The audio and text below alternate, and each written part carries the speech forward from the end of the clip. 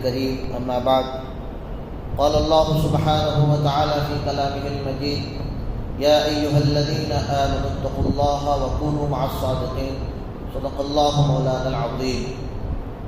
محترم مکرم حاضرین سامعین ناظرین، یہ ہمارے لیے بڑی خوشی اور مسرت کا موقع ہے کہ ہمارے شہر گلستان بنگلور میں ایک عظیم ہستی جن کا تعلق پیشہ کی سب سے عظیم دینی درسگاہ دارالوقف دیوبند سے ہے، آپ کا مرود مسعود، آپ کی آمد ہمارے شہر میں ہوئی ہے اور مختلف اور کئی مقامات پر آپ کے نورانی و عرفانی بیانات ہونے والے ہیں. ان میں سے آج الحمدللہ یہاں مسجد Quba medium get second stage میں ایک بیان منعقد ہوا ہے اور آپ کی آمد ہی سب سے بڑی ہم تمام کے لیے دولت ہے، نعمت غیر مترقبہ ہے. ایسی عظیم ہستیاں جن کا تعلق بڑی بڑی درسگاہوں سے ہے اور جن کا تعلق قال اللہ قال رسول سے ہے اور صبح و شام جن کی مصروفیت لوگوں کے قلوب کو مجلہ مزکہ مصفہ کرنے میں جن کا وقت گزرتا ہے، ایسی قیمتی ہستیاں ہمارے شہر آ جائیں تو ہمارے لیے ضرور بھی ضرور خوشی اور مسرت کی ہی بات ہوگی. لاک ڈاؤن کا دور گزرا، پھر تھوڑا سا ایک ریلیکسیشن کا بھی موقع آیا، پھر سے کچھ لاک ڈاؤن کی شروعات نائٹ کرفیو کے طور پر کی جا رہی ہے. اس کا اثر ہمیں دیکھنے کو مل رہا ہے. جتنا لوگ مسجدوں سے قریب تھے، لاک ڈاؤن کی وجہ سے گھروں میں بیٹھ کر اور واٹس ایپ دیکھ کر، فیس بک دیکھ کر، انسٹاگرام دیکھ کر ان کا دل اسی طرف راغب ہو چکا ہے. لیکن ہم جو ہمارے یہاں اکابرین کو بلانے کی کوشش کرتے ہیں اور ہمارے اکابرین جو 2500-3000 کلومیٹر کا سفر کر کر ہمارے شہروں میں آتے ہیں، اسی فکر سے آتے ہیں تاکہ لوگوں کے دلوں میں دین کی محبت جو لاک ڈاؤن کی وجہ سے زنگ آلود ہو چکی ہے دوبارہ واپس آ جائے. صرف اللہ کی رضا کے لیے یہ اکابرین یہاں آتے ہیں، ان کا کوئی دوسرا مقصد نہیں ہوتا ہے. اللہ کے نبی صلی اللہ علیہ وسلم نے بھی ارشاد فرمایا علیکم بمجالس العلماء واستماع کلام الحکماء، کہ تمہارے لیے لازم ہے کہ تم علماء کی مجلسوں میں بیٹھا کرو، علماء کی مجلسوں میں بیٹھا کرو. علماء میں ایک کیٹیگری وہ ہوتی ہے جن کو اللہ تبارک و تعالی نے اپنا قرب بھی عطا کیا ہوا ہوتا ہے. جیسے اگر میں بلا مبالغہ کہوں کہ آج ہمارے درمیان میں وہ ہستی تشریف فرما ہے کہ آپ سالوں سال بڑی بڑی کتابوں کا آپ درس دے رہے ہیں، کتنے ہزاروں مجالس آپ نے اپنی حاضری سے اللہ اور اس کے رسول کے پیغام کو پہنچا دیا ہے.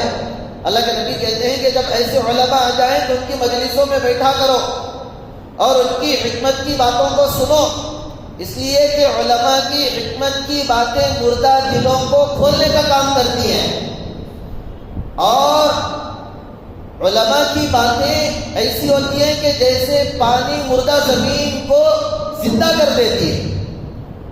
وَجَعَلْنَا مِنَ الْمَاءِ كُلَّ شَيْءٍ حَيٍّ، اللہ تبارک و تعالیٰ نے پوری دنیا کے نظام کو جو زندہ رکھا ہے، عناصر اربع 4 میں سے ایک پانی کے بغیر زمین مردہ، پانی کے بغیر درخت پیڑ مردہ، پانی کے بغیر انسان زندہ نہیں رہ سکتا ہے.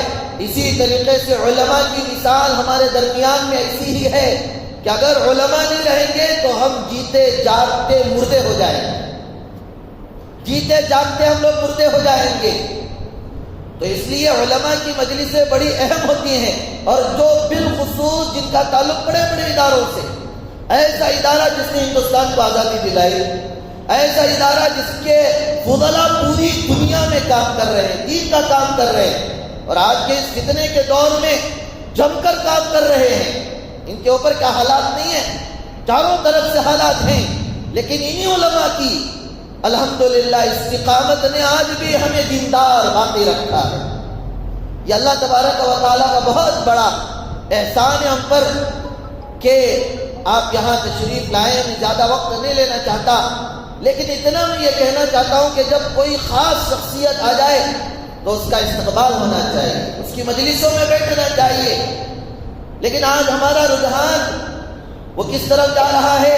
وہ دنیا کی طرف جا چکا ہے، دنیا والوں کی طرف جا چکا ہے. میں بہت سیدھے سادے الفاظ میں کہوں گا کہ اگر کوئی فلم میں کام کرنے والا بندہ آ جائے تو ہمارے پورے علاقے کے نوجوان اس کی طرف دوڑتے جائیں. وہ تو جہنم کی طرف لے کر جا رہا ہے. اگر علاقے کا کوئی ٹک ٹاک سٹار بھی آ جائے تو اس کی طرف لوگ دوڑے جاتے ہیں. یہ ایمان کی کمزوری ہمیں ماننا پڑے گا کہ ہمارے علماء آ رہے ہیں، دیوبند جیسی سرزمین سے علماء آ رہے ہیں کہ ان کی مجالس میں بیٹھیں گے. اللہ کے نبی فرماتے ہیں کہ ان کو دیکھنا ایسے جیسے کہ مجھے دیکھنا ہے، ان سے کلام سننا ایسے جیسے کہ مجھے سننا ہے. اس لیے کہ یہ اللہ کے نبی کے کلام کو سناتے ہیں، احادیث رسول کو سناتے ہیں. یہ احادیث میں غوطہ لگا چکے، اللہ نے ان کو وافر علم کا ایک حصہ عطا فرمایا ہے.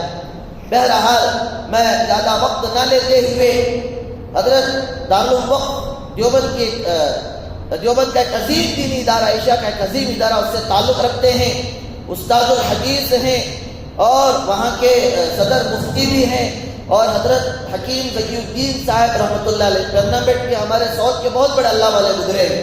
ان سے بھی آپ کو خلافت حاصل ہے. اسی طریقے سے خطیب الاسلام حضرت مولانا سالم صاحب قاسمی نور اللہ مرقدہ جو سابق دارالدیوبند کے محتمم رہے، ان سے بھی آپ کو خلافت و اجازت حاصل ہے. اور پھر اسی طریقے سے آل انڈیا ملی کونسل کے بانی اور فاؤنڈر اور صدر حضرت مولانا عبداللہ مغیثی صاحب دامت برکاتہ جو ابھی باحیات ہیں، بڑے اللہ والے ہیں، ان سے بھی آپ کو بیعت و اجازت حاصل ہے. اللہ تبارک و تعالیٰ نے آپ کو افتاء کے میدان میں بڑا اونچا مقام عطا فرمایا ہے. بڑی ہستیاں الحمدللہ آپ سے مسائل کے تعلق سے رجوع فرماتی ہیں، اور یہاں شہر سے بھی اور ہماری ریاست سے بھی جب کوئی پیچیدہ مسئلہ آ جاتا ہے تو آپ کی طرف رجوع فرماتے ہیں. اسی ہستی الحمدللہ آج ہمارے مابین تشریف فرما ہے. ہم دعا فرماتے ہیں اللہ تبارک تعالیٰ آپ کے سائے کو دراز فرمائے، اور جتنے ہم خوش نصیب یہاں پر بیٹھے ہیں اللہ ہماری حاضری کو قبول فرمائے. اب میں بلا تمہید کے حضرت والا سے گزارش کرتا ہوں کہ آپ اپنے قیمتی مواعظ حسنہ سے ہم تمام کو مستفید و مستفید فرمائیں.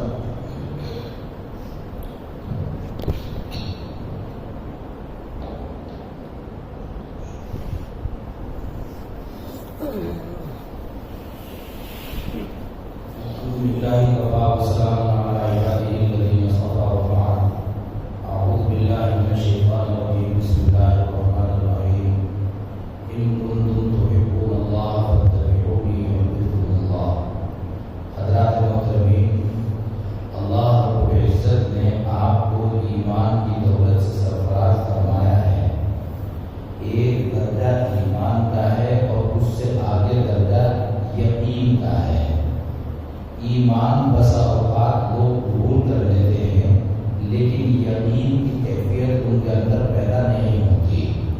جب ایمان رہتا ہے تو گناہ سرزد ہوتے ہیں اور برائیوں سے روکنا ذرا مشکل ہوتا ہے، اور جب یقین اس ایمان کے اوپر بڑھتا چلا جاتا ہے تو پھر برائیوں کا خاتمہ اور بھلائیوں کا وجود ہوتا چلا جاتا ہے. یقین اور ایمان ان دونوں کے درمیان فرق یہ ہے کہ آدمی نے کسی مجلس کو دیکھا یا کسی شخصیت کو دیکھا، اس سے متاثر ہوا اور ایمان قبول کر لیا. دوسرے کے اوپر یہ یقین رکھا کہ یہ ایک ایسی ذات ہے، ایک ایسی شخصیت ہے کہ انہوں نے جو بات کہی وہ یقیناً صحیح ہوگی، وہ بات بالکل یا غلط ہو نہیں سکتی. لہذا نہ یہ جانتا ہے کہ خداوند قدوس کیا ہیں اور کتنے ہیں، نہ یہ جانتا ہے کہ ان کی انبیاء کتنے آئے ہیں، کون کون آئے ہیں اور انہوں نے کیا خدمات انجام دی ہیں، نہ اس کو اولیاء کے تعلق سے کچھ تفصیلات معلوم ہیں، لیکن سامنے والے کا کوئی معجزہ دیکھا، سامنے والے کی کوئی کرامت دیکھی، فوراً ایمان قبول کر لیا۔ اب ایمان قبول کر لیا، یہ ایمان بالغیب ہے۔ آپ نے جو کہا آپ کے کہنے کے اوپر اعتماد کر لیا ہے۔ ایمان قبول کرنے کے بعد ایمان کے تقاضے کیا ہیں، ایمان کی تفصیلات کیا ہیں، ان کے بارے میں اس کو نہ علم ہے اور نہ ہی ان چیزوں کے اوپر عمل پیرا ہے۔ یہی وجہ ہے کہ اب وہ مومن ہونے کے باوجود خطاؤں میں مبتلا ہوتا چلا جاتا ہے اور مأمورات اور معروف چیزوں کو، جن چیزوں کا اللہ رب العزت نے حکم دیا ہے، ان کی طرف اس کی توجہ نہیں ہوتی۔ صحابہ رضی اللہ عنہم اجمعین میں بعض وہ ہیں جو یوں فرماتے ہیں کہ تعلمنا الایمان، ہم نے رسول اکرم صلی اللہ علیہ وسلم سے ایمان حاصل کر لیا۔ رسول اکرم صلی اللہ تعالی علیہ وسلم کا سراپا اللہ رب العزت نے ایسا بنایا تھا کہ بسا اوقات لوگ چہرے انور ہی کو دیکھتے اور اتنے متاثر ہوتے کہ فوراً کلمہ پڑھ لیتے، لا الہ الا اللہ محمد رسول اللہ صلی اللہ علیہ وسلم۔ پھر رسول اکرم صلی اللہ علیہ وسلم کے معجزات جو چہرے انور دیکھ کر مومن نہ ہوتے، آپ علیہ السلام کے معجزے دیکھتے تھے اور ایمان لے آتے تھے۔ کہیں رسول اکرم صلی اللہ علیہ وسلم نے اشارہ کیا اور چاند کے دو ٹکڑے ہو گئے، جنہوں نے دیکھا کہ ان کے اندر اللہ نے اتنی طاقت پیدا فرمائی ہے تو یہ جو بات کہہ رہے ہیں وہ یقیناً صحیح ہوگی، فوراً انہوں نے ایمان قبول کر لیا۔ پھر کہتے ہیں ثم تعلمنا القرآن، پھر ہم نے قرآن کریم کو سیکھنا شروع کیا۔ جب قرآن کریم سیکھتے چلے گئے تو پھر فازددنا بہ ایمانا، ہمارے ایمان کے اندر اضافہ ہوتا چلا گیا، ایمان کی کیفیت بدلتی گئی یقین کے ساتھ، دل کے اندر ہر چیز کے اوپر یقین پیدا ہوتا چلا گیا۔ جس درجے یقین پیدا ہوتا چلا جائے گا اس درجے اسلامی امور کو اختیار کرنا آسان ہوتا چلا جائے گا۔ اب آدمی یہ طے کرتا ہے کہ جناب اگر میں نے اس موقع پر اس برائی کو چھوڑ دیا تو میرے گھر والے کیا کہیں گے، میرے محلے والے کیا کہیں گے، میرے رشتے دار کیا کہیں گے، میرے دوست احباب کیا کہیں گے، اس لیے برائی کو چھوڑنا ذرا مشکل ہو جاتا ہے۔ خود دل میں داعیہ پیدا ہوتا ہے، ایمان تقاضا کرتا ہے کہ مجھے یہ برائی نہیں کرنی، اسراف ہے، فضول خرچی ہے، تماشے ہیں، ڈھول ہے، باجے گاجے ہیں، گانے ہیں، فلمیں ہیں، نہ جانے ناجائز کمانا ہے، ناجائز خرچ کرنا ہے، یہ برائیاں ہیں۔ اسی طریقے سے اچھائیاں ہیں، نماز روزے کی طرف آنا ہے، ان کی قدر کرنی ہے، ایمان کی قدر کرنی ہے، ایمان والوں کی قدر کرنی ہے، یہ اچھائیاں ہیں۔ ان اچھائیوں سے معاشرہ روکتا ہے اور برائیوں کی طرف معاشرہ ابھارتا ہے۔ اب آپ نے دیکھا ہمارے یہاں اخراجات جو آج کی دنیا ہے مسلمانوں کی اقتصادیات کی مضبوطی کا انتہائی درجے مطالبہ کرتی ہے۔ آج اقتصادیات کے میدان میں، تعلیم کے میدان میں، وہ تعلیم آپ دنیاوی کہیں تو اور اس کو دینی تعلیم کہیں تو، دونوں میدانوں میں انتہائی درجے مہارت کی ضرورت ہے۔ آپ بتائیں کہ آپ کی پرسنٹیج ہندوستان میں کیا ہے، آپ کے پاس کس پرسنٹیج پر ڈاکٹرز موجود ہیں، کتنے انجینئر موجود ہیں، کتنے IAS اور PCS موجود ہیں۔ اگر پرسنٹیج آپ دیکھو گے تو اندھیرا ہی اندھیرا نظر آئے گا۔ مدارس اسلامیہ اور دینی تعلیم سے وابستگان اگر ان کی تعداد دیکھو گے تو 2-3% سے زیادہ میسر نہیں آئے گی۔ باقی 90% سے زائد وہ تمام کے تمام نہ اس میدان میں ہے نہ اس میدان میں ہے۔ تو ابھی ضرورت بہت زیادہ ہے، اگرچہ کام انتہائی اہمیت کے ساتھ ہو رہا ہے، مدارس نے بھی کام کیا ہے، مسجدوں نے بھی کام کیا ہے، اسکولوں اور کالجوں نے بھی کام کیا ہے، لیکن کام جتنا کرنا ہے وہ منزل بہت دور ہے۔ کام بہت آپ لوگوں نے کیا، لیکن چلے آپ بہت زیادہ چلے، لیکن جہاں تک آپ کو جانا ہے ابھی منزل بہت دور ہے۔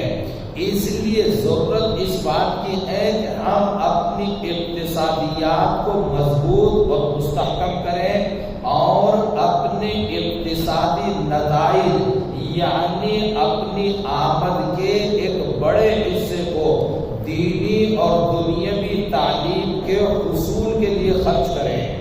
کسی مقصد کام کے لیے آپ کی رقم خرچ ہونی چاہیے، لیکن دیکھتے یہ ہے کہ آپ کی اور ہماری آمد کا ایک بڑا حصہ اس تمام پر صرف ہو رہا ہے کہ جس کے لیے صرف کرنے کے بعد کوئی نتیجہ ہاتھ میں آنے والا نہیں، اور اگر نتیجہ ہے تو تھوڑی دیر کی خوشیاں ہیں اور مزے ہیں، اس کے علاوہ کچھ کارآمد نہیں ہے۔ لڑکی بالغ ہوتی ہے اور لڑکی کے بالغ ہونے پر بنگلور میں بہت سے گھرانے ایسے ہیں کہ جہاں پر جیسے لڑکی کی شادی پر دعوتیں ہوتی ہیں اور اخراجات انتہا سے زیادہ ہوتے ہیں، اسی انداز پر لڑکی کے بالغ ہونے پر خرچ کیا جاتا ہے، اس کا اعلان کیا جاتا ہے۔ ختنہ ہوتی ہے، ختنہ ہونے پر کس درجے کی اور کس طرح کی دعوتیں یہاں پر ہوتی ہیں اور کتنے پیسے صرف کیے جاتے ہیں۔ ایک بچہ اسی کے اوپر اتنے ہی خرچے پر عالم دین بن سکتا تھا، اتنے ہی اخراجات پر وہ انجینئر بن سکتا تھا، اور بعد میں تو اتنے اخراجات ہیں کہ اسی خرچ کے اوپر وہ ایک اچھا ڈاکٹر بن سکتا تھا، مگر چند گھنٹوں کے لیے تفریح تباہ ہے، اس کے علاوہ کچھ بھی نہیں، تمام پیسہ رائگاں اور بیکار جا رہا ہے۔ میں تو ابھی ان سے مفتی عمران صاحب، مفتی عبدالرحمان صاحب وغیرہ سے عرض کر رہا تھا کہ قوم کی ایک بڑی رقم تو وہ ہے جو قانون اتصال پر خرچ ہو رہی ہے، اور ایک بڑی رقم وہ ہے جو قانون انفصال پر خرچ ہو رہی ہے۔ بالفاظ دیگر یوں کہیے کہ شادی ہے، منگنی ہے، بچی کا بالغ ہونا ہے، بچے کی ختنہ کا ہونا ہے، اس تمام کے اوپر ایک رقم صرف ہوتی ہے۔ اس سے آگے بڑھیں، اگر شادی کے بعد لڑکے لڑکی کے درمیان اس کے گھرانے کی وجہ سے کچھ اختلاف وجود میں آ جائے اور دونوں میں علیحدگی کی کوئی نوبت آنے لگے تو پھر وہ علیحدگی گھروں میں نہیں ہوتی بلکہ عدالتوں میں جا کر ہوتی ہے، اور عدالتوں میں دونوں فریقین کی طرف سے کتنی رقم خرچ ہوتی ہے، وہ رقم ملت کے درمیان سے نکل کر دوسری طرف چلی جاتی ہے، وہ ساری رقمیں اس انداز پر ضائع ہو رہی ہے، ہماری محنت اور جد و جہد کی کمائی سب خراب ہو جاتی ہے۔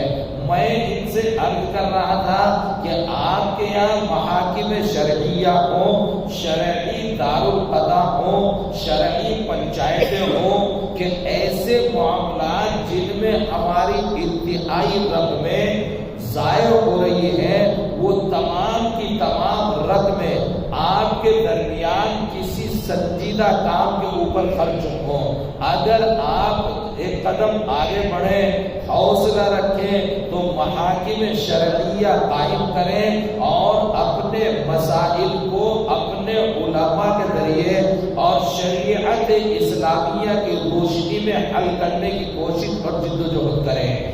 بہرحال مجھے کہنا یہ ہے کہ رسول اکرم صلی اللہ علیہ وسلم سے لے کر آج تک جب یقین جتنے % بڑھتا چلا جاتا ہے اس درجے آدمی کے لیے کوئی کام کرنا آسان ہو جاتا ہے، کسی کام کو چھوڑنا آسان ہو جاتا ہے، اور جب یقین کمزور پڑتا ہے، اطمینان ہوتا ہے، شکوک اور شبہات کی دنیا میں پڑا ہوتا ہے، تو پھر کام کرنا مشکل ترین ہو جاتا ہے۔ شاید آپ پورے طور پر وضاحت سے نہ سمجھ پا رہے ہوں، ذرا نیچے اترے اور پھر اور سمجھیں۔ یوں سمجھیے کہ اگر آپ کا کسی سے تعلق ہو جائے، آپ کو کسی سے محبت ہو جائے، تو آپ اپنی جیب کے کتنے پیسے اس کے اوپر خرچ کر سکتے ہیں، اپنا کتنا وقت اس کے لیے لگا سکتے ہیں، کتنی قربانیاں اس کے لیے دے سکتے ہیں، آپ اپنے دل میں کتنی محبت رکھتے ہو۔ سامنے والے سے آپ کا مطالبہ ذہنی طور پر یہ ہوتا ہے کہ سامنے والا مجھ سے محبت رکھتا ہے یا نہیں رکھتا۔ اگر آپ کے دل میں آیا کہ ان کے دل میں میری 5% محبت ہے، تو آپ 5% قربانی دینے کے لیے کھڑے ہو جائیں گے۔ آپ کو سمجھ میں آیا کہ 50% محبت ہے، آپ 50% قربانی دینے کے لیے کھڑے ہو جائیں گے۔ آپ کو سمجھ میں آیا کہ ان کے دل میں میری 100% محبت ہے، تو پھر آپ 100% قربانی دینے کے لیے کھڑے ہو جائیں گے۔ آپ کو سامنے والے کی محبت کے اوپر جتنا یقین ہوتا چلا جائے گا، آپ کے لیے قربانی دینی آسان ہو جائے گی۔ جب آپ کو دوستی میں شکوک اور شبہات نظر آتے ہوں کہ انہوں نے جو باتیں کی، انہوں نے جو کچھ کہا، اس میں سچ کتنا ہے اور غلط کتنا ہے، تو پھر آپ جب قدم اٹھائیں گے بس یہی کیفیت ہوگی، کبھی آپ ان کے تعاون کی طرف بڑھیں گے اور کبھی پیچھے ہٹیں گے۔ آپ کے اندر شکوک اور شبہات پیدا ہو جائیں گے۔ جب آپ کو یہ یقین ہو جائے کہ سامنے والا 100% مجھ سے تعلق رکھتا ہے، تو پھر آپ 100% قربانی دینے کے لیے تیار ہو جائیں گے۔ جناب رسالت مآب صلی اللہ علیہ وسلم نے لوگوں کے دلوں کے اوپر ایسا اثر ڈالا ہے، آپ کی شخصیت، آپ کی تعلیم، آپ کا تعلق اور امت مسلمہ کے لیے آپ کی محبت، بلکہ دنیا میں رہنے والے انسانوں سے کی انسانیت سے آپ کا لگاؤ۔ آپ علیہ السلام اس درجے انسانوں سے محبت رکھتے تھے، اس درجے انسانوں سے محبت رکھتے تھے کہ جب انسان آپ کے قریب نہیں ہوا تو پھر دور ہے، آپ کو قریب سے جا کر جس نے دیکھ لیا اسے یقین ہو گیا کہ رسول اکرم علیہ السلام مجھ سے 100% محبت رکھتے ہیں۔ جب اس کو یہ یقین ہو گیا تو وہ رسول اکرم علیہ السلام سے 100% محبت کرنے لگا۔ رسول اکرم علیہ السلام نے عجیب و غریب دنیا سے محبت کی ہے۔ رئیس المنافقین عبداللہ ابن ابی ابن سلول، یہ منافقوں میں سب سے بڑا منافق تھا اور حالت نفاق کے اوپر ہی اس کا انتقال ہو گیا۔ منافق کس کو کہتے ہیں؟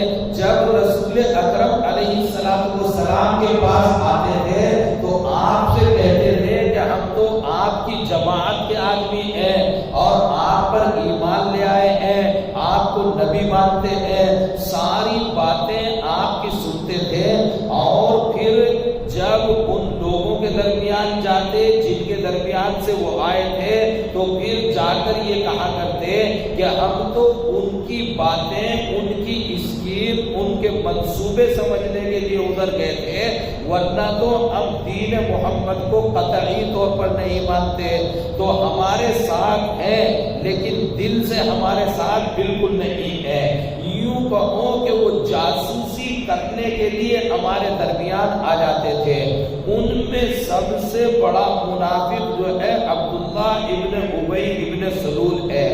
رسول اکرم علیہ السلام سے محبتوں کا اظہار کرتا تھا. آپ علیہ السلام ہر انسان کے بارے میں یہ چاہتے کہ کسی طرح لوگ ایمان قبول کریں، جہنم سے کسی طرح انسان بچے اور جنت کا دروازہ ان کے لیے کھلتا ہوا نظر آئے. آپ اس کے لیے رات دن محنت کرتے اور اللہ سے دعا کرتے. رئیس المنافقین کے ساتھ میں جو زندگی میں برتاؤ رہا تو رہا، جب اس کا انتقال ہو گیا تو دل سے تو لوگ جانتے تھے کہ رسول اکرم علیہ السلام رسول اکرم ہے، جانتے تھے، لیکن بہت سے اپنے کچھ تقاضوں کی وجہ سے مانتے نہیں تھے. تو اس کے دو بیٹے اس کے انتقال پر رسول اکرم علیہ السلام کے پاس آئے. انہیں یقین تھا کہ ہمارا ابا وہ مسلمانوں کے ساتھ رہا مگر ایمان پہ دنیا سے نہیں گیا. رسول اکرم علیہ السلام اگر کچھ توجہ فرما دیں گے تو اس کی مغفرت ہو جائے گی، اللہ کے یہاں بخشا جائے گا.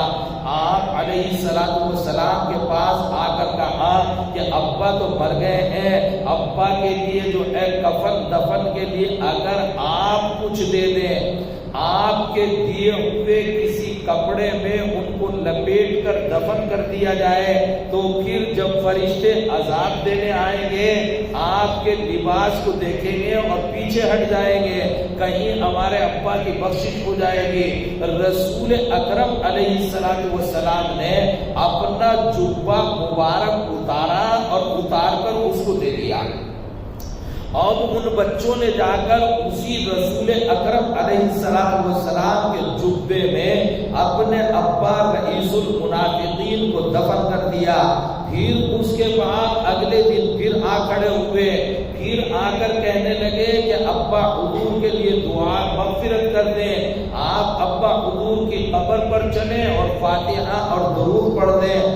جب حضور اکرم علیہ السلام چلنے لگے ہیں تو حضرت عمر فاروق رضی اللہ تعالی عنہ نے شدت کے ساتھ روکنے کی کوشش کی، لیکن رسول اکرم علیہ السلام پھر بھی تشریف لے گئے اور آپ علیہ السلام نے ان کے مطالبات کو پورا کرنے کی کوشش کی. کہنا یہ ہے کہ آپ چاہتے تھے کسی طرح انسان جہنم سے بچے اور اللہ کی معرفت حاصل کر کے جنت کے دروازے کھلوانے میں کامیابی حاصل کر لے.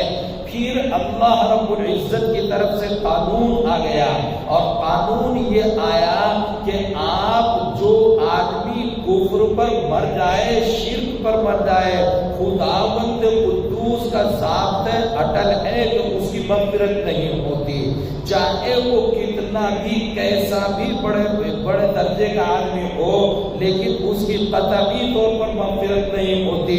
لہذا اس کی مغفرت کے بارے میں اعلان کر دیا گیا کہ رئیس المنافقین کی مغفرت نہیں ہے.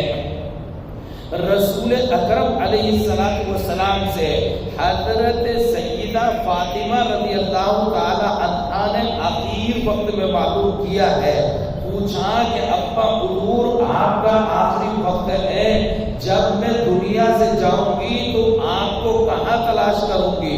رسول اکرم علیہ السلام نے ارشاد فرمایا کہ فاطمہ یہ اپنے ذہن کو صاف کر لو کہ جناب آپ کی بخشش اور مغفرت اس بنیاد پر ہو جائے گی کہ تم بنت محمد ہو، قطعی طور پر نہیں. رسول اکرم علیہ السلام سے اس سے زیادہ بڑی نسبت کیا ہو سکتی ہے کہ آپ علیہ السلام کی اہم صاحبزادی محترمہ ہیں، لیکن آپ نے فرمایا کہ بنیاد مغفرت یہ نہیں ہو سکتی ابراہیم علیہ السلام کے ابا ہوں یا نوح علیہ السلام کے بیٹے ہوں، ابوت یا بنوت بنیاد مغفرت نہیں بنتی۔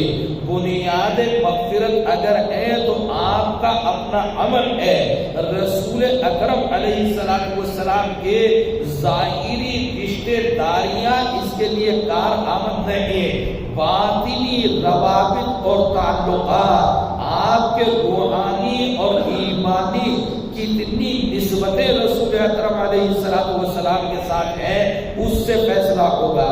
یہ ایک قانون شریعت ہے، اس قانون کے مطابق رسول اکرم علیہ السلام اگر آپ کی نسبتیں ہوں گی تو کارآمد ہوگی، اور قانون شریعت کو چھوڑ کر آپ لاکھ نسبتیں لے کر جائیں پھر کوئی مغفرت کی ذمہ داری نہیں لی جا سکتی۔ بہرحال جتنے منافقین ہیں اور ان میں رئیس المنافقین، اس کے اندر یقین کو روک لیا اس بات نے کہ میری قوم کیا کہے گی۔ حضرت رسول اکرم صلی اللہ علیہ وسلم ہے اور رسول اکرم علیہ السلام کے چچا ابو طالب ہے۔ ابو طالب کے انتہائی درجے تعلقات اور انتہائی درجے قربانیاں ہیں، مگر اس تمام کے باوجود ابو طالب کو جب کہا گیا کہ چچا کلمہ پڑھ لو، بس یہ بات مانع اور رکاوٹ بن گئی کہ میری قوم کے لوگ مجھے کیا کہیں گے، یہ جو میری قوم کے لوگ کیا کہیں گے، لوگ کیا کہیں گے، لوگ کیا کہیں گے۔ اس نے بہت بڑا غلط کیا ہے، اس نے بہت بڑا غلط کیا ہے، تباہی اس نے مچائی ہے۔ بس اسی بنیاد پر اس نے کلمہ نہیں پڑھا، دنیا سے چلا گیا۔ رسول اکرم علیہ السلام نے ارشاد فرمایا جہنم میں جن کو سب سے کم عذاب ہونے والا ہوگا وہ ابو طالب ہوں گے، اور سب سے کم عذاب کی کیفیت یہ ہوگی کہ آپ کو جوتیاں جہنم کی آگ کی پہنا دی جائیں گی، اور ان جوتیوں کی گرماہٹ کی وجہ سے آپ کا بھیجا وہ ایک ہانڈی جس طرح ابلتی ہے اس طرح بھیجا ابلتا ہوا ہوگا۔ یہ جہنم کا سب سے کم درجے کا عذاب ہوگا۔ اگر آپ کی دو نسبتیں ہیں، ایک ظاہری نسبت ہے، ایک روحانی اور ایمانی نسبت ہے۔ روحانی اور ایمانی نسبت رسول اکرم علیہ السلام سے جتنے پرسنٹ میسر آ جائے گی، اس میں یقین کی جتنے پرسنٹ کیفیت پیدا ہو جائے گی۔ پرواہ نہیں ہوگی اس بات کی کہ کون کیا کہے گا، اور یہ نسبتیں اور یقین اس میں استحکام اور مضبوطی جو میسر آتی ہے، یقین میں جو اضافہ ہوتا ہے، وہ کسی بھی زمانے کے اہل علم اور اہل خشیت علماء اور صلحاء کی بنیاد پر ہوتا ہے۔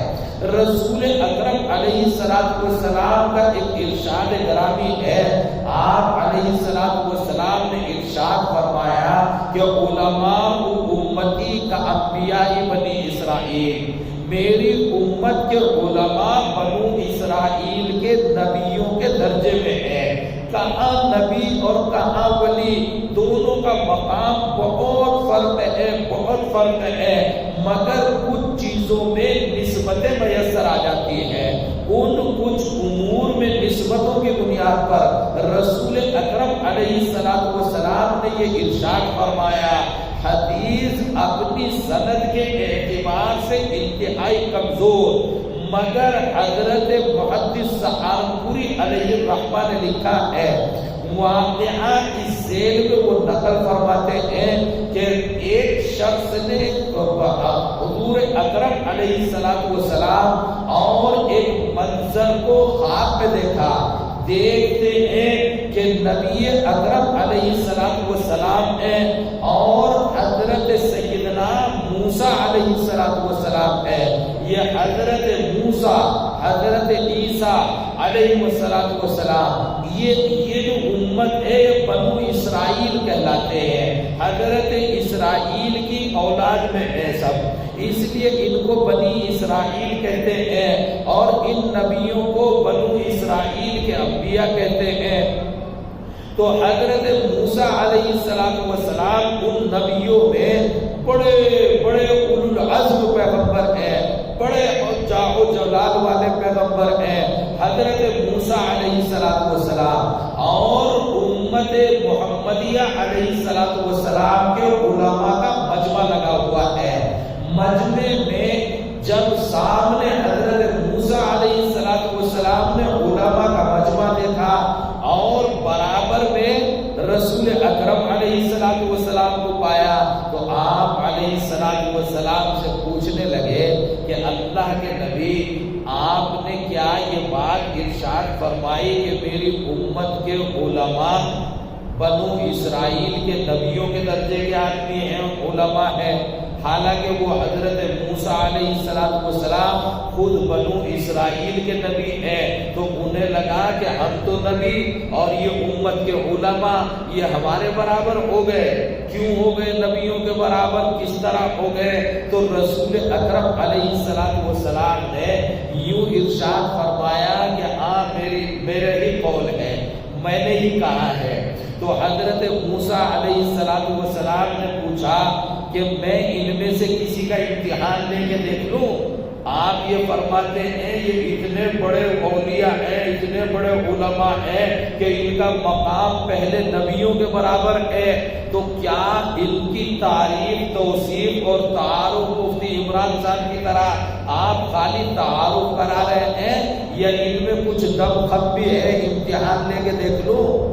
تو یہ علماء نقل کرتے ہیں کہ حضور صلی اللہ علیہ وسلم نے اجازت دے دی کہ ہاں امتحان لے کے دیکھ لو۔ اب جب امتحان کی اجازت مل گئی تو مولویوں کے تو ہوش اڑ گئے، کیوں؟ اس لیے کہ آج امتحان لینے والے کون ہیں؟ حضرت موسیٰ علیہ السلام، اور وہ جو ہے امتحان لے کے خالی نمبر نہیں کم کرتے بلکہ وہیں درسگاہ میں پٹائی شروع کرتے ہیں۔ وہ تو پیٹتے ہیں کہ امتحان میں کچا کیوں ہے، پکا ہو کر کیوں نہیں آیا؟ تو حضرت موسیٰ علیہ السلام ممتحن ہیں اور امت کے علماء جو ہیں وہ امتحان دینے والے ہیں۔ تو سب کو پسینہ آ رہا ہے، سب کے ہوش اڑ رہے ہیں، اور ہر ایک دعا کر رہا ہے یا اللہ میں بچ جاؤں، یہ مفتی عمران صاحب بچ جائیں۔ مفتی عمران صاحب دعا کر رہے ہیں یا اللہ میں بچ جاؤں، مفتی عبدالرحمان صاحب بچ جائیں۔ مفتی عبدالرحمان صاحب کہہ رہے ہیں یا اللہ میں بچ جاؤں، امام صاحب بچ جائیں۔ امام صاحب کہہ رہے ہیں میں بچ جاؤں، فرمان صاحب بچ جائیں۔ تو ہر ایک دوسرے کے لیے جو ہے ٹال رہا ہے کہ امتحان ان کی طرف چلا جائے، میری طرف نہ رہے، اور نیچی لگائے بیٹھے ہیں کہ اگر ہم نے یوں دیکھا، آنکھوں سے آنکھیں مل گئی، تو کہیں مجھے ہی نہ کہہ دے کہ کھڑے ہو جاؤ۔ عجیب اتفاق، ایک نے منڈی اٹھائی اور اس نے یوں دیکھا کہ کس کی طرف نگاہ ڈالتے ہیں، یوں جو دیکھا آنکھوں سے آنکھیں مل گئی اور اشارہ کیا کہ کھڑے ہو جاؤ۔ بس پھنس گئے۔ کھڑے ہونے کے بعد، کھڑے ہوتے ہی حضرت موسیٰ علیہ السلام نے امتحان شروع کیا اور پوچھا کہ میاں بتاؤ تمہارا کیا نام ہے؟ ابھی تو نام ہی پوچھا، آگے امتحان لینا تھا۔ نام جیسے پوچھا، بس ان کا کیا تھا، انہوں نے سوچا جان بچاؤ، نامی میں کام پورا ہو جائے، امتحان پورا ہو جائے، اس سے آگے تو کچھ پتہ نہیں بتا پائیں گے یا نہیں بتا پائیں گے۔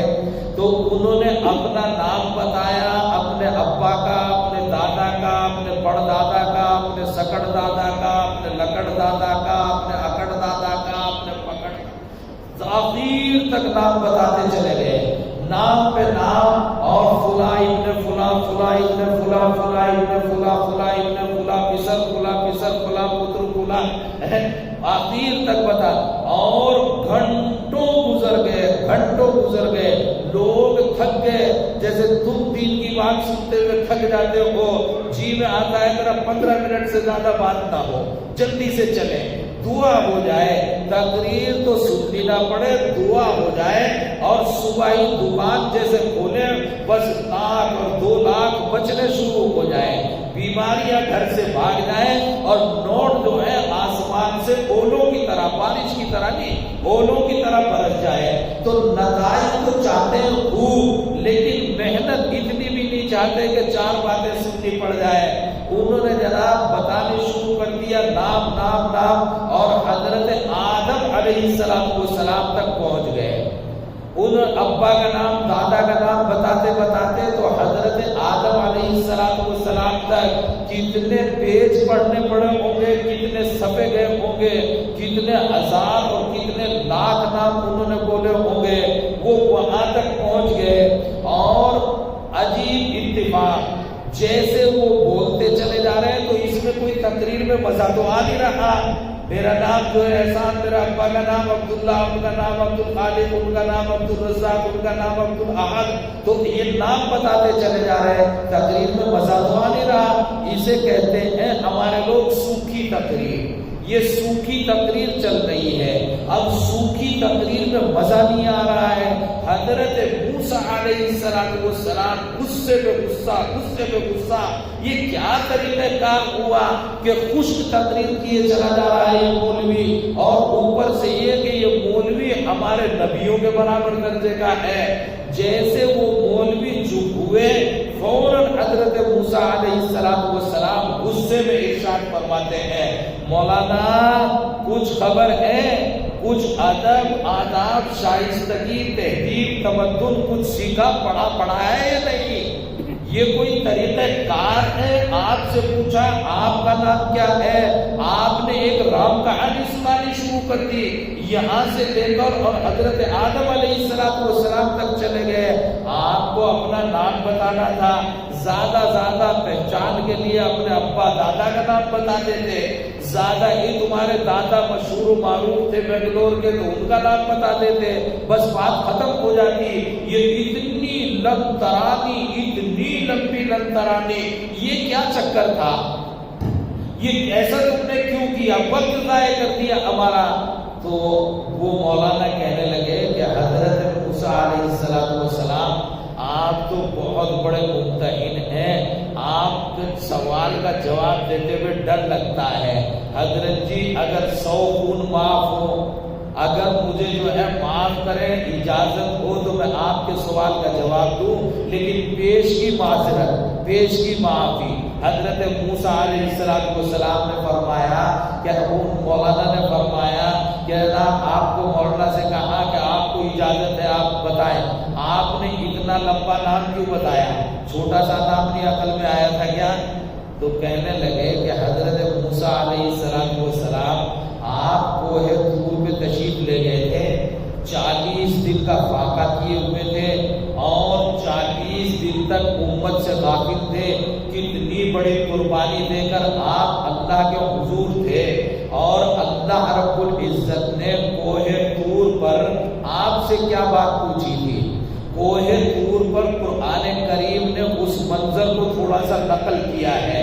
کوہ طور پر حضرت موسیٰ علیہ السلام سے پوچھا تھا کہ ماتل کا بیمینی کا یا موسیٰ، اے موسیٰ آپ کے ہاتھ میں کیا ہے؟ حضرت موسیٰ علیہ السلام پہاڑ پہ جب چڑھے تو ایک ڈنڈا، ایک بیت ہاتھ میں تھی، اس سے کام لیتے تھے، ٹیک لگانے کے کام آتی، پہاڑیوں میں زیادہ ضرورت پیش آتی ہے، تو طور پر جب چڑھے تو وہ لکڑی ہاتھ میں تھی۔ اللہ تعالیٰ نے پوچھا ماتل کا بیمینی کا یا موسیٰ، یوں کہتے ہیں ڈنڈا دائیں ہاتھ میں ہونا سنت ہے، ذرا دبا کے کام کرتا ہے دائیں ہاتھ میں، تو ماتل کا بیمینی کا تمہارے دائیں ہاتھ میں کیا ہے؟ تو آپ کو کیا جواب دینا تھا؟ یوں پوچھا تمہارے سر پہ کیا ہے، تمہیں کیا بتانا ہے؟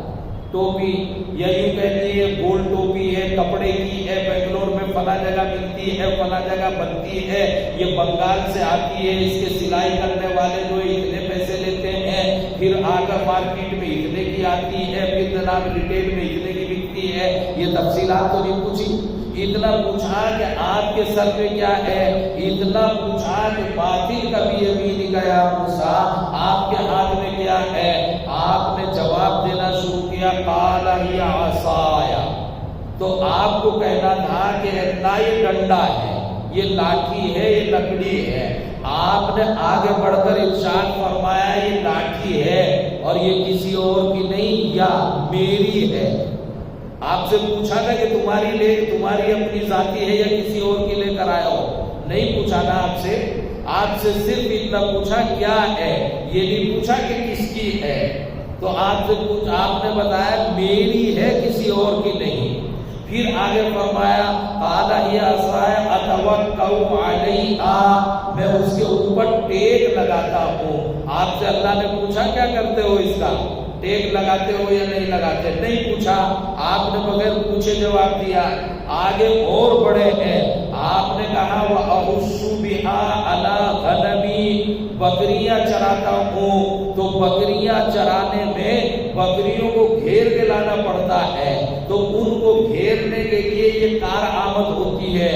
تو آپ سے پوچھا تھا کہ آپ بکریاں پالتے ہیں یا نہیں پالتے، اور بکریاں چراتے ہیں اور ڈنڈے سے ان کو جو ہے ہٹا کر لاتے ہیں؟ نہیں پوچھا تھا۔ یہ بکریوں کی بات کہاں سے آ گئی تھی یہاں پر؟ پھر آپ نے آگے بڑھ کر ارشاد فرمایا وَلِيَفِيهَا مَآرِبُ أُخْرَىٰ، اور بھی بہت سے کام آتی ہے۔ وہ تم سمجھ رہے ہو اور بہت سے کام کون سے ہو سکتے ہیں؟ یہ مرمت کے بھی کام آتی ہے، تو یہ بہت سے کام آتی ہے۔ آپ سے ذرا سی بات پوچھی گئی کہ آپ نے بات کو اتنا طول کیوں دیا؟ تو حضرت موسیٰ علیہ السلام نے ارشاد فرمایا مولوی سمجھ سے کام لیا کر، بھلا اللہ تعالیٰ سے ہم کلامی کسے اور کب میسر آتی ہے؟ کس سے کلام ہو رہا تھا؟ اللہ تعالیٰ سے۔ اگر اللہ نے پوچھا کہ آپ کے ہاتھ میں کیا ہے، میں کہہ دیتا لکڑی، بات ختم ہو جاتی، تو اللہ تعالیٰ سے ملاقات یہیں پر ختم ہو جاتی۔ میں نے بات کو بڑھایا تاکہ بات لمبی ہو اور کچھ دیر تک یہ اعزاز حاصل ہوتا رہے، یہ مقام اور یہ مرتبہ اور یہ مزے اور یہ مستیاں کہ اللہ سے ملاقات ہو رہی۔ کلام کس کا سننے کو مل رہا؟ اللہ کا۔ تو اللہ تعالیٰ سے ہم کلامی تاکہ دیر تک یہ شرف اور یہ احساس مجھے میسر آتا رہے، اس لیے میں نے بات کو بڑھا دیا تھا۔ نسبت بد نسبت، مناسبت در مناسبت، کسی مناسبت سے کچھ جملے میں نے بڑھا دیے۔ تو آپ نے کیوں ایسا کیا؟ تو وہ مولوی کہنے لگے کہ حضرت جی آپ بنو اسرائیل کے اہم ترین نبی اور یہ مجمع اور رسول اکرم علیہ السلام سامنے تشریف فرما، ایسا ماحول اور ایسا منظر کسے اور کب میسر آتا ہے؟ اگر میں بتا دیتا کہ میرا نام فلاں ہے اور بات ختم ہو جاتی تو یہ احساس اور یہ شرف مجھے کب میسر آتا؟ میں نے سوچا رسول اکرم علیہ السلام کا دیدار، موسیٰ علیہ السلام سے ہم کلامی اور ان علماء کا جمع غفیر، بس مجھے مزہ آ گیا۔ میں نے سوچا دیر تک یہ شرف حاصل ہوتا رہے، دیر تک یہ مزہ آتا رہے، اس لیے میں نے کسی مناسبت سے نام لینے شروع کیے اور اپنا نسب حضرت آدم علیہ السلام سے جا کر ملا دیا۔ حضرت رسول اکرم علیہ السلام کی طرف مخاطب ہوئے ہیں حضرت موسیٰ علیہ السلام، اور فرمایا کہ واقعتاً آپ جو فرماتے ہیں ہمیشہ سچ اور صحیح فرماتے ہیں۔ آپ نے صحیح فرمایا کہ میری امت کے علماء کسی نسبت سے بنو اسرائیل کے انبیاء کے مقام اور مرتبے میں کسی جزوی فضیلت میں پہنچ جاتے ہیں۔ واقعہ یہی ہے، ان کو اس شرف کی قدر ہے، ان کو اس شرف کی عزت کا پتہ ہے، یہ جانتے ہیں کہ یہ نسبتیں کس قدر و منزلت کے حامل ہیں۔ بہرحال مجھے عرض آپ سے یہ کرنا ہے کہ یہ جو یقین کی کیفیت پیدا ہوتی ہے، یہ یقین کی کیفیت اہل علم کی وابستگی اور خانقاہوں کی نسبتوں سے میسر آتی ہے۔ یہ کوئی یقین کی کیفیت ایسی نہیں نہیں جو کسی دکان پر اور کسی مال میں آپ کو میسر آ جائے گی، وہ تو آپ کو ان علماء اور صلحاء کی نسبت سے میسر آئے گی۔ جتنی نسبتیں آپ کی قائم ہوتی چلی جائیں گی، یقین بڑھے گا، یقین بڑھے گا، تو رمضان المبارک کا موقع ہو یا کوئی بھی موقع ہو، شب قدر کے مواقع ہو، اللہ رب العزت کی عبادت کرنی آسان ہی نہیں بلکہ اس میں لذت آتی چلی جائے گی۔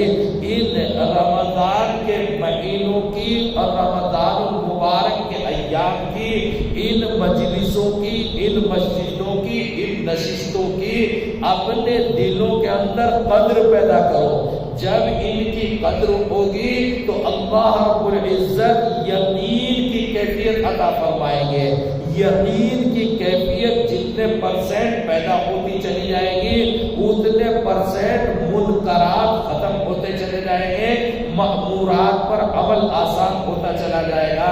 اللہ تعالی عمل کی توفیق عطا فرمائے۔ اللهم صل على سيدنا مولانا محمد وعلى آل سيدنا مولانا محمد وبارك وسلم۔ یا اللہ ہمارے گناہوں کو معاف فرما، یا اللہ ہماری خطاؤں کو معاف فرما، یا اللہ العالم ملت کی حفاظت فرما، یا اللہ زندگی گزارنے کے سچے اور صحیح اور اسلامی طور طریقہ عطا فرما، یا اللہ اس مجلس کو قبول فرما، یا اللہ اس مجلس میں جو بھی ہاتھ پھیلے ہوئے ہیں، یا اللہ ان کے دلوں میں جتنی تمنائیں ہیں، مرادیں ہیں، اے اللہ ان تمام کو آسانی اور سہولت کے ساتھ پورا فرما، یا اللہ جو مانگا وہ عطا فرما، پھر اپنی شاید